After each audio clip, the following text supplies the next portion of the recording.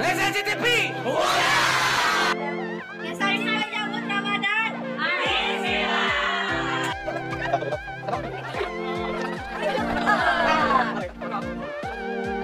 Kami segenap keluarga besar Resensi TV mengucapkan selamat menunaikan ibadah puasa. Yeay.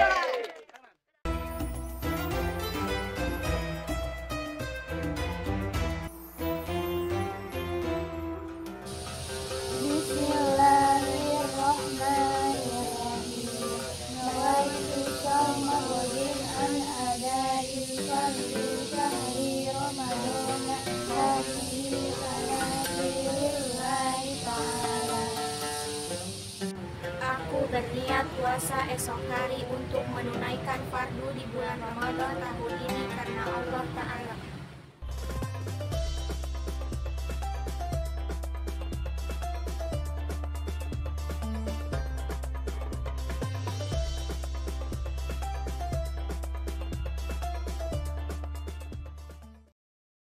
أعوذ بالله من الشيطان الرجيم بسم الله الرحمن الرحيم قل أمر ربي بالقسط وأقيموا وجوهكم عند كل مسجد وادعوه مخلصين له الدين كما بدأكم تعودون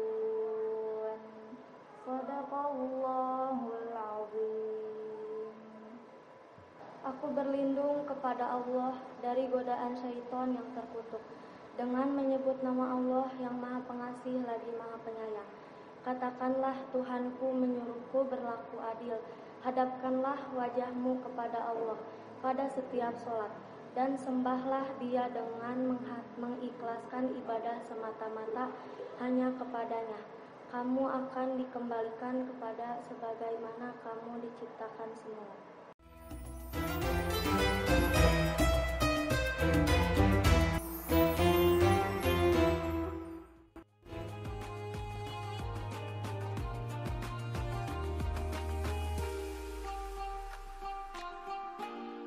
Diriwayatkan dari Abu Hurairah radhiyallahu anhu, Rasulullah shallallahu alaihi wasallam bersabda, ketika Ramadan datang, semua pintu surga dibuka, pintu neraka semua ditutup, dan setan dibelenggu di dalamnya. Hadis riwayat Bukhari Muslim.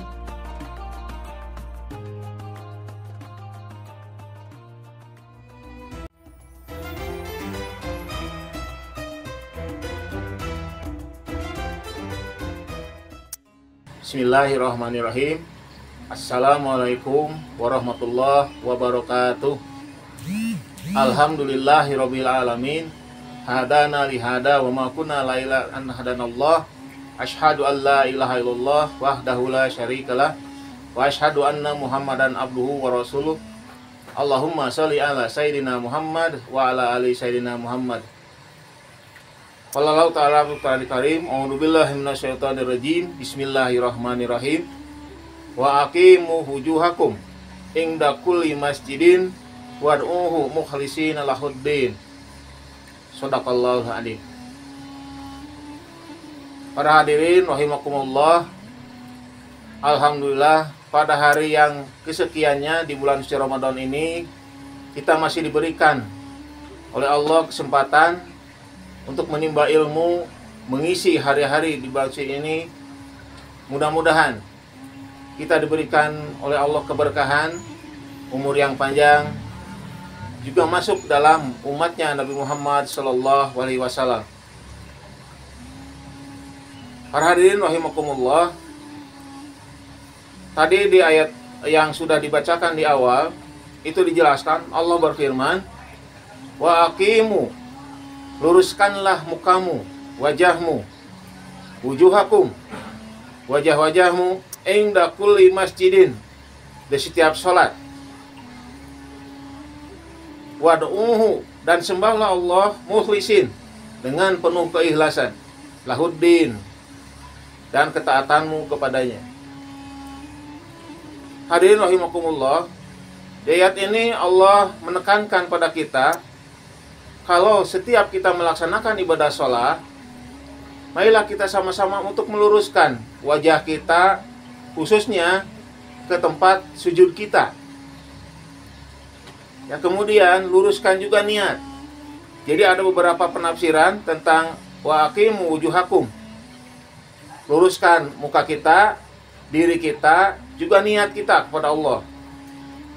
Jadi ketika kita sholat, hati, pikiran kita jangan kemana saja. Itu yang dimaksud dari ayat ini, ya. Nah, kemudian selanjutnya inda kulli masjidin, dan sembahlah Allah, ya. Jadi masjid di sini sembahlah. Jadi masjid itu tempat untuk menyembah atau sembahyang, ya. Makanya disebut sembahlah. Wad'uhu, dan berdoalah, ya, kepada Allah mukhlisin, dengan penuh keikhlasan. Nah, sekarang yang kita bahas adalah tentang ikhlas. Apa itu ikhlas?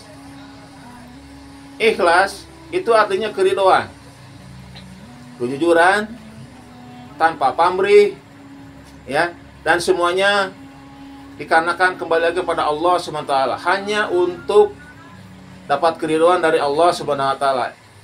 Itulah yang disebut dengan ikhlas. Hadirin rahimakumullah, orang yang ikhlas disebut mukhlis sebagai orang Islam, sebagaimana orang Islam, ya, disebut muslim. Orang beriman disebut mukmin, ya. Nah, kemudian orang yang nifak disebut munafik, ya. Nah, seperti itu. Jadi ada sebutan orangnya, ada sifatnya.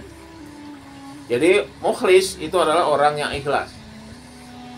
Nah, orang yang ikhlas itu seperti apa yang dikehendaki oleh Allah Subhanahu wa taala?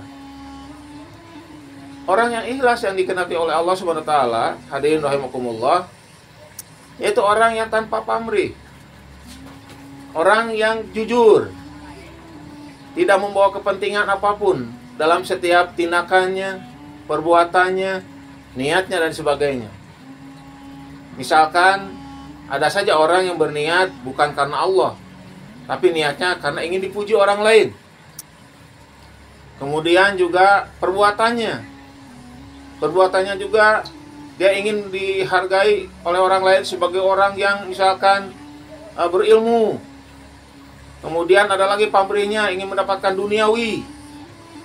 Nah, jadi yang disebut dengan ikhlas adalah keridhaan. Mau diberi, mau tidak, dia harus ikhlas. Nah, itu disebut dengan ridho.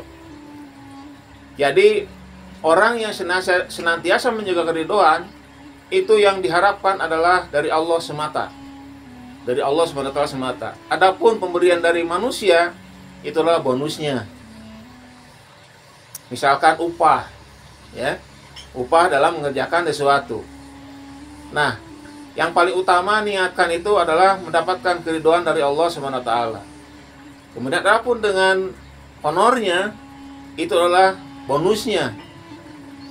Bonus yang telah dia lakukan. Apalagi dalam hal misalkan tentang agama, Allah mengecam dalam hadis qudsi, barang siapa yang menjual ayat Allah dengan murah, ya, maka tempat kembalinya adalah neraka. Jadi kalau ada seorang kalau ada seorang dai misalkan dia mau ceramah, kemudian dia menghargakan ceramahnya itu misalkan 1 juta, 2 juta, 3 juta kepada panitia. Nah, orang itu sama dengan telah menjual ayat-ayat Allah. Naudzubillahi min dzalik. Allah tidak menginginkan seperti itu. Jadi yang paling Allah inginkan adalah keikhlasan dia untuk mendakwahkan ayat-ayat Allah maupun hadis-hadis Rasulullah Shallallahu Alaihi Wasallam. Kemudian lagi yang menyangkut dengan keikhlasan yang lain, terutama di sini dalam menyebarkan agama Allah, adalah bahwa dalam menyebarkan agama Allah berkaitan dengan ikhlas, yang harus kita ingatkan adalah bahwa dakwah itu jihad fisabilillah. Jadi ikhlaskanlah kepada Allah, karena pahala kita sudah menunggu sebagai jihad fisabilillah. Artinya apa? Artinya orang yang senantiasa melaksanakan apa yang menjadi perintah Allah, itu nantinya disiapkan oleh Allah pahala berupa surga. Sama dengan orang yang jihad. Untuk pelajar, jihadnya kalian adalah menuntut ilmu. Jadi menuntut ilmu bagi seorang pelajar atau seorang guru yang menyampaikan ilmu, itu dikategorikan sebagai jihad fisabilillah. Jadi kalau di antara guru atau siswa yang sedang menuntut ilmu itu ada yang wafat misalkan, maka dia tidak perlu dimandikan, tidak perlu dikafani, tidak perlu disolatkan, karena jaminannya langsung berupa surga yang penuh dengan kenikmatan. Malah ada sebagian ulama mengatakan jasadnya pun tidak perlu disolatkan. Malah ketika dikuburkan sekaligus sekalian aja dengan pakaiannya. Seperti itulah makna daripada atau sangat tingginya yang disebut dengan jihad itu. Jadi hadirin rahimakumullah, ya, tanamkanlah dari mulai sekarang ikhlas. Niatkan dalam hati segala sesuatu yang kita lakukan, dari mulai kita bangun tidur sampai tidur kembali, ya, itu karena Allah semata. Tidak ada pemberian selain daripada menunggu atau menuntut atau menerima balasan dari Allah Subhanahu wa taala.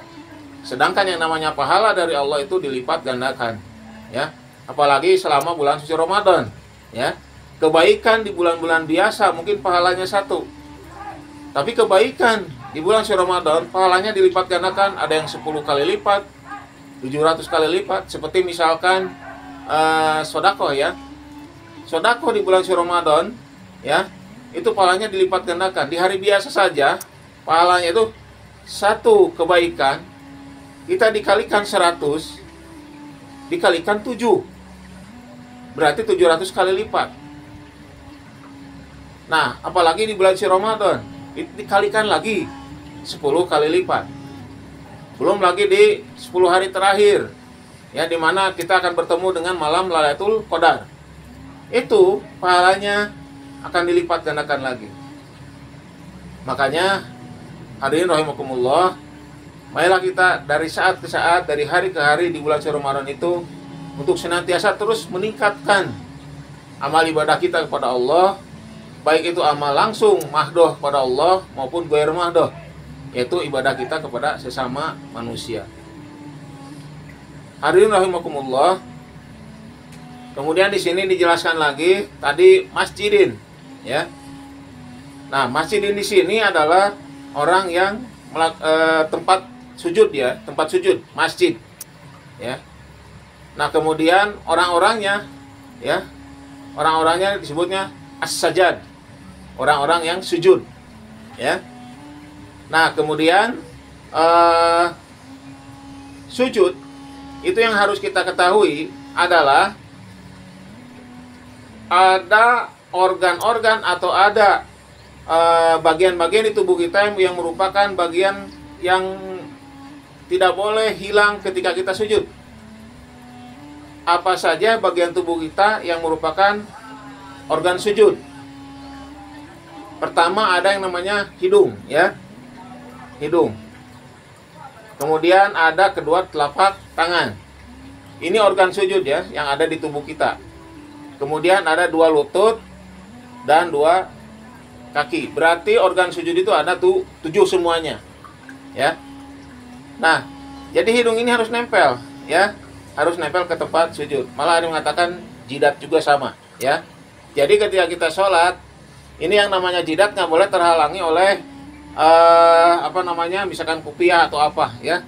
Kalau perempuan mungkin mukena gitu, ya. Jadi harus dibuka. Nah, seperti ini, ya, dibuka.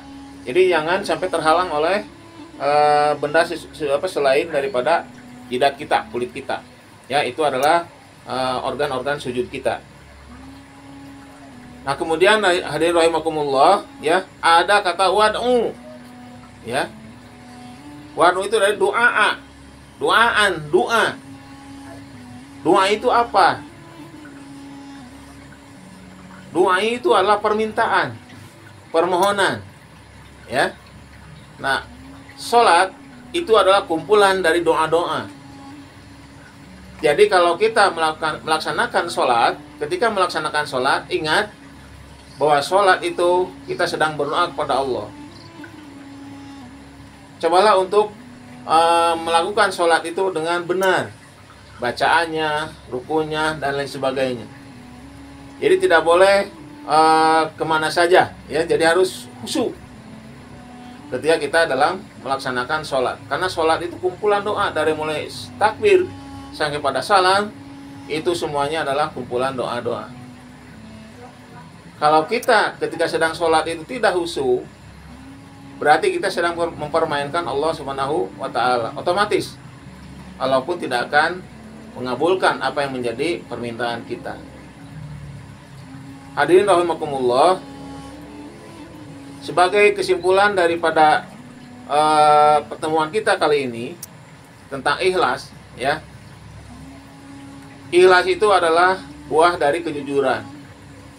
Kemudian ikhlas juga kita tidak pamrih, kita rela melaksanakan apapun, kita ridho melakukan apapun, ya. Semuanya diniatkan hanya karena Allah semata.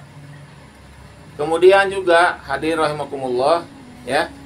Yang lainnya tentang ikhlas ini adalah ikhlas itu tidak gratis, ya. Kita melakukan pekerjaan atau melakukan sesuatu aktivitas yang ikhlas tetap harus dihargai oleh yang memerintahkannya. Jadi ketika kita melakukan sesuatu memang harus ikhlas, tapi orang yang memerintahkannya atau yang menyuruhnya pun harus tahu diri bahwa dia melakukan itu pasti perlu ini, perlu itu, segala macam. Oleh karena itu pun, ya, ketika kita melakukan sesuatu, ya, harus disiapkan juga dengan segala halnya, ya. Itu berkaitan dengan sesama manusia. Yang jelas pahalanya kalau kita melaksanakan dengan penuh keikhlasan tetap akan Allah berikan. Dan mudah-mudahan untuk kegiatan saat ini mengisi Ramadan tahun ini kita melaksanakan dengan penuh keikhlasan dan Allah sudah menyiapkan pahala yang berlipat ganda kepada kita semua. Kemudian kita pun akan menerima kebaikan-kebaikan yang berkenaan dengan hubungan sesama dan hal-hal yang sifatnya duniawi. Mungkin itu yang bisa kita sampaikan pada saat ini. Mudah-mudahan bisa bermanfaat bagi semuanya. Kekurangannya berasal dari saya sendiri, kelebihannya atas pertolongan Allah SWT semata. Akhirul kalam, wabillahi taufiq wal hidayah. Assalamualaikum warahmatullahi wabarakatuh.